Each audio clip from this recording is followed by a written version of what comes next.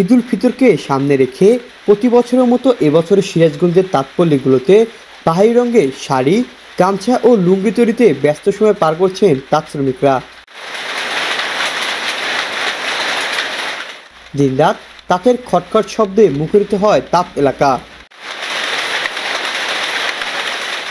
রমজান মাসে শুরু থেকেই জেলার বিভিন্ন তাঁত কারখানায় শুরু হয়েছে বেনারসি, সিল্ক, রেশমি, জামদানি ও কাতান শাড়ি তৈরির কাজ, যেখানে আধুনিক ও শৈল্পিক কারুকার্যে ফুটিয়ে তোলা হচ্ছে বাহারি নকশা।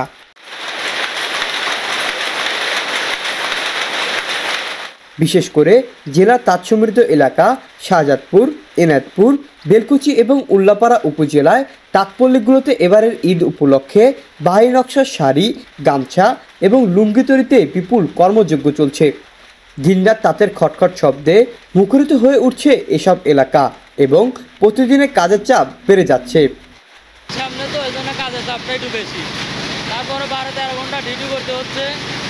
বর্তমান মহাজনের একটু কাপড়ের চাহিদা আছে, রোজা উপলক্ষে আমাদের কামের চাহিদা বেশি।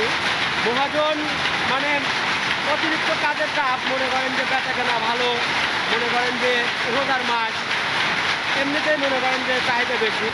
উপলক্ষে কাজকাম খুব ভালো দিতেছে, কাজকাম করতেছি। ধরেন মহাজন বেচা কেনা ভালো করতেছে, আমার কাজকাম ভালো দিতেছে, বেশি করে হয়তো আমার টাকা পয়সা ঠিকমতো দিতেছে। সিরাজগঞ্জ জেলায় তাঁত রয়েছে প্রায় 3 লাখ এবং এসব তাঁতে প্রত্যক্ষ এবং পরোক্ষভাবে জড়িত রয়েছে প্রায় 10 লাখ তাঁতি। প্রতি বছর পহেলা বৈশাখ, ঈদ এবং পূজা পার্বণ সহ বিভিন্ন উপলক্ষে কাপড়ের চাহিদা বৃদ্ধি পায়, যার ফলে তাঁতপল্লীগুলোতে কাজের চাপ আরও বেড়ে যায়। এবারও ঈদ উল ফিতরের আগে তাঁত শ্রমিকরা ব্যস্ত সময় পার করছেন এবং ঈদের প্রস্তুতি জোরদার করছেন। ঈদ উল ফিতরকে সামনে রেখে দেশের কারখানাগুলোতে ব্যস্ততা বেড়েছে। সিরাজগঞ্জের তাঁত শিল্পীরা দিনরাত পরিশ্রম করছেন বাহারি রঙের শাড়ি তৈরিতে। অন্যদিকে তাঁত মালিকরা বলছেন এবার জমকালো নকশার পাশাপাশি হালকা ও আরামদায়ক শাড়ির চাহিদা বেশি।